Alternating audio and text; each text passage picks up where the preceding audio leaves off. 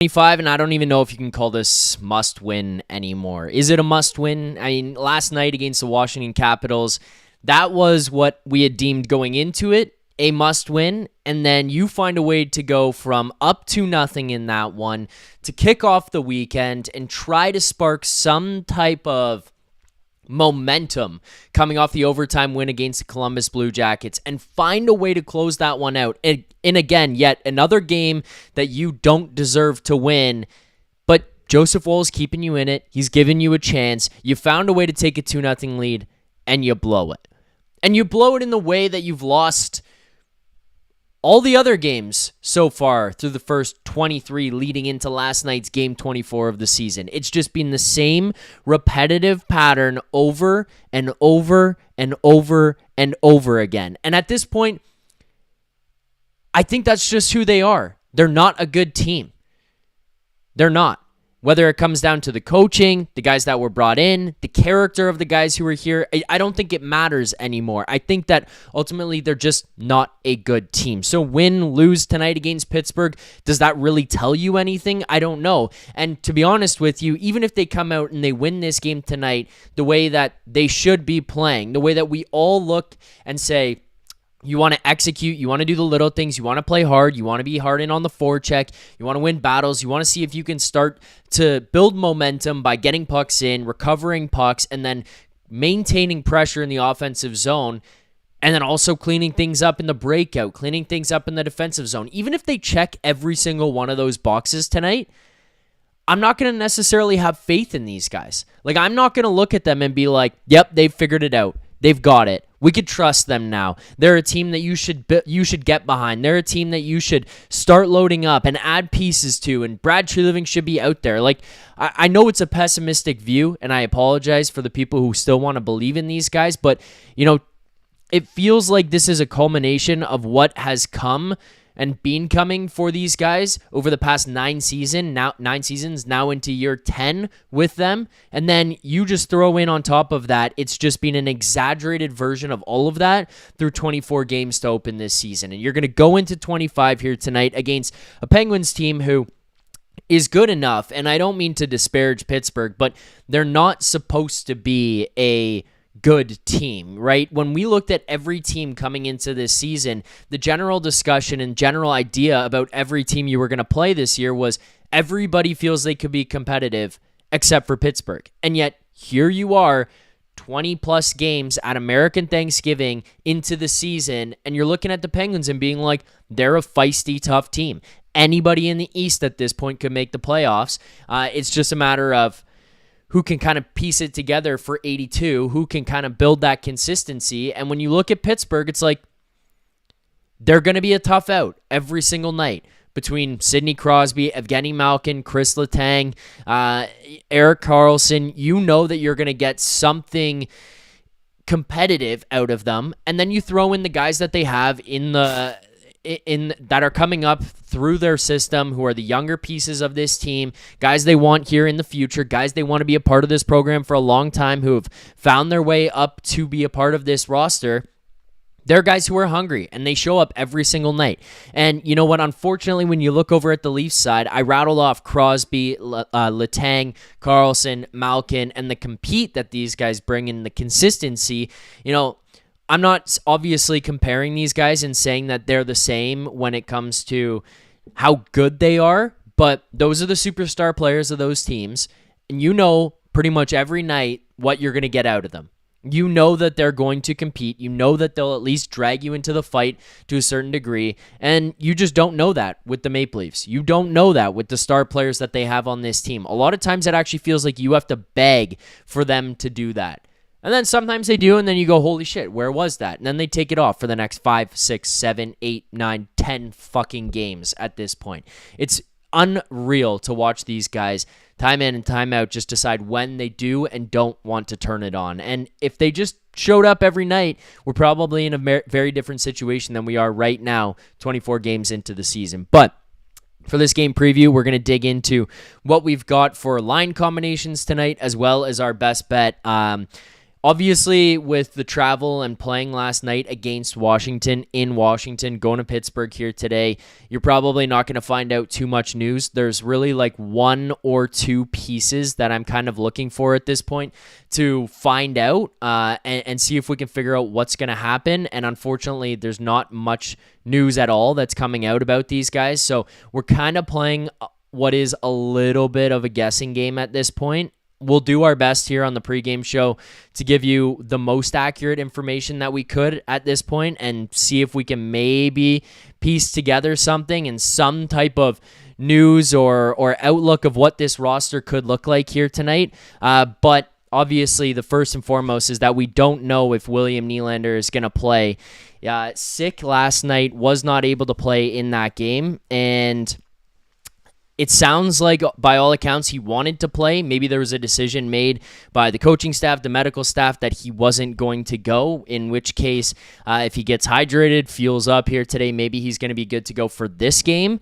But I don't know. It almost feels unlikely at this point. And when you look at where they're at in the season, when we talk about must win and these guys coming back for these games that matter, I mean, obviously William Nylander is a competitor and he wants to play, but if it's a team decision, I don't know that they're going to force him into this one on the second night of a back-to-back and risk having every single other person on this team get sick because of it and then be hindered for the next little while. So that one we don't know. I feel like if it's up to Willie, he's playing, but other than that, we're not really sure. But let's get on over to Daily Face-Off here and see what we've got for our line combinations, starting first and foremost with your first line tonight, Knies, Matthews, Robertson.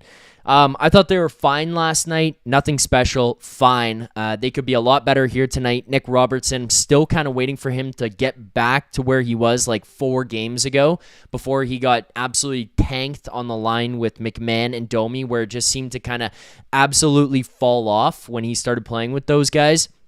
And then we're in scratch and score territory with him. Like, that's the type of play we've gotten from him lately. And I have confidence that it can come back. I have confidence that it will come back, but it might be a seat in the press box before we can get to that point for him. Easton, Cowan, John Tavares, Bobby McMahon is your second line. Look, Rosie had some choice words for the guys who are your secondary, tertiary pieces on this team.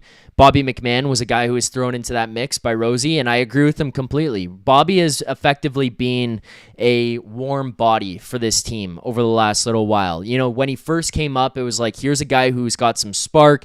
He can bring some offensive ability. He's physical. He plays with energy and effort, and that's kind of all gone to shit over the last little while. Like, it's unfortunate because I like Bobby McMahon. I'm a Bobby McMahon fan, but the way he's played hasn't been very inspiring for the last little while. So he needs to find that because he had it last year, basically from the point where Craig Berube scratched him on opening night when he came back into this lineup all the way until about February, where all of a sudden it started to disappear, and then he was just an absolute ghost in the playoffs. And obviously you're talking about extra pieces on this team, so it's not like you're talking about guys who you're expecting to just like step up and like be your saviors here. But I mean, Bobby is a guy that should be bringing you a whole lot more on a nightly basis, and right now, he's just not providing enough, unfortunately. If Nylander does come back, obviously, that's where I expect him to slot, and if he's put into that spot, I think it helps the team out tremendously. Down to what you have for your third and fourth lines right now, Matias Maccelli, Nick Waugh, Dakota Joshua, Steven Lorenz, Scott Laughton, Calle Järnkrok. Let's go to what you have for your fourth line first and foremost. Lorenz, Laughton, Järnkrok, no issues with these guys. Unfortunate for Scott Laughton, he's just not being able to find the back of the net right now, but Lots, I feel like, is a guy who's bringing it. I like what he brings to the energy, the intensity. I like just his impact on the game overall. The main issue when it comes to him, especially over the last little bit, is that it feels like he's gripping his stick too tight and just can't find a way to bury or contribute offensively. So if Laughton can find a way to start to do that, that bottom six could start to look a little bit more effective, and Laughton in particular will start to look a lot more effective. Lorenz and Järnkrok, no real issues there. Järnkrok, you know what you're getting out of him. I know people bang their heads against the wall over and over and over again when it comes to Järnkrok and want him to give you more, but unfortunately, he's just a fourth line guy who's not paid that much money. And so reality is he's just not going to score that much. He's not going to produce that much. You can kind of just ask him to be reliable, provide you with the same thing every single night, and just be consistent. And that's kind of what he's been. You still do want more offensive production out of that guy, especially if he's going to be making any chunk of change more than like $1 million, which is the case at this point. Lorentz, obviously just a reliable energy guy in your bottom, and no real issues with him, but it's the guys above them that I'm really looking at this point and demanding a lot more from. Matias Maccelli, Nick Waugh, Dakota Joshua. That line, these three guys were brought here in the summer, and I'm sorry to say, but it's been fucking atrocious. Like, the decisions made by Brad Treliving to bring those guys in, Nick Waugh has been better of late. Like, he's found a way to elevate his game and start to find a footing, which is a positive sign. Just the fact that he's looking a little bit more comfortable. The injury was a hindering factor. The fact that he had to come out of this lineup for a few games feels like it just kind of jammed them up a little bit and you lost it. But, like, still not good enough. And I don't know if this is a misusage. I don't know if they just misinterpreted what type of player he is and who he was going to be, but Nick Waugh just has to elevate. Dakota Joshua and Matias Maccelli, like, you could put fucking me out there and I could be as effective as these guys right now. Like, Dakota Joshua, zero physicality, zero offensive ability. He's not winning battles. He's not winning races. He's not getting the pucks out of the zone. He's not in hard on the forecheck. Like, he is just a guy on the ice right now. He's just a guy. As Rosie said, warm body.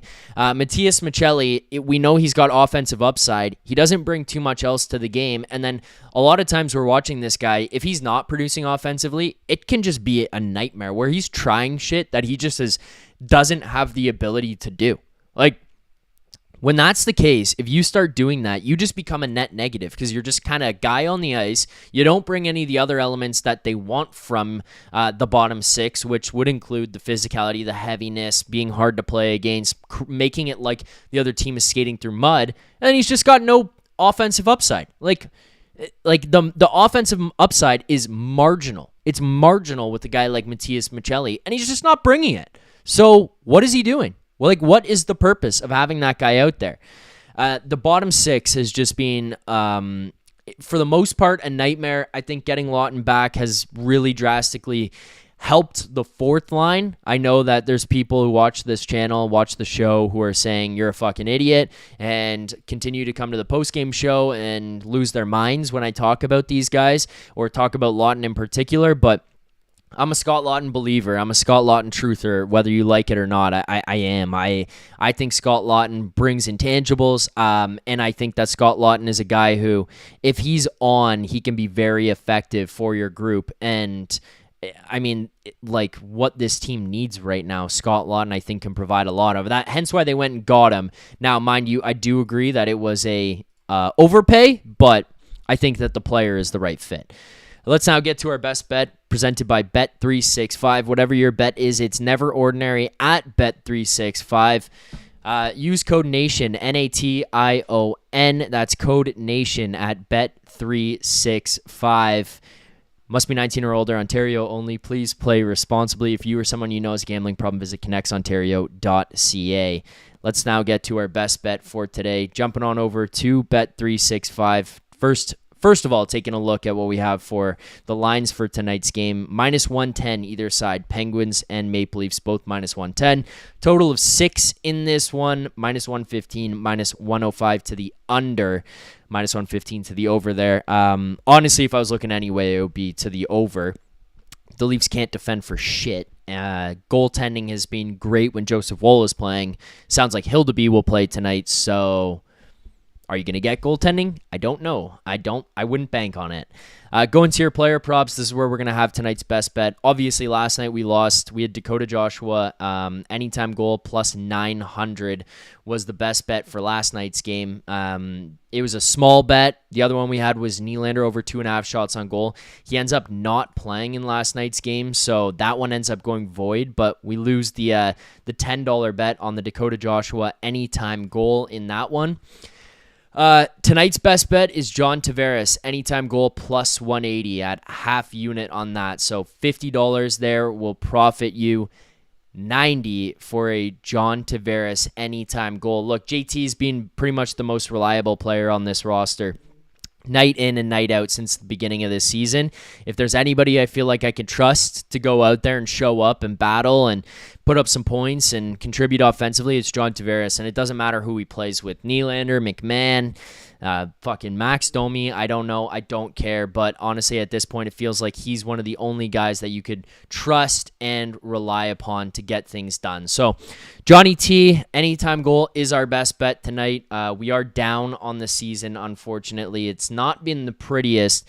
Down 1.15 units, a 10-26-1 record.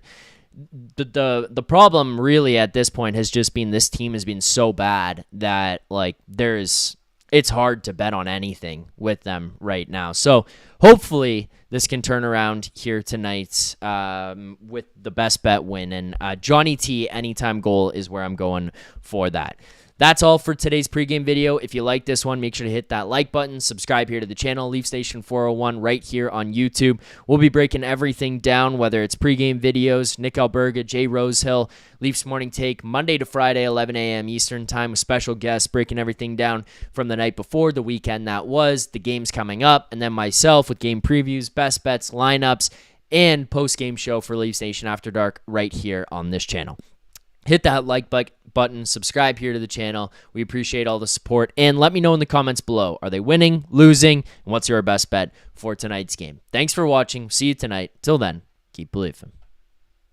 For more content just like this, including game previews, post-game live shows, Leafs Morning Take, Monday through Friday with Nick Alberga and Jay Rosehill with special guests, as well as instant reaction videos, make sure to be subscribed here to the Leaf Station YouTube channel.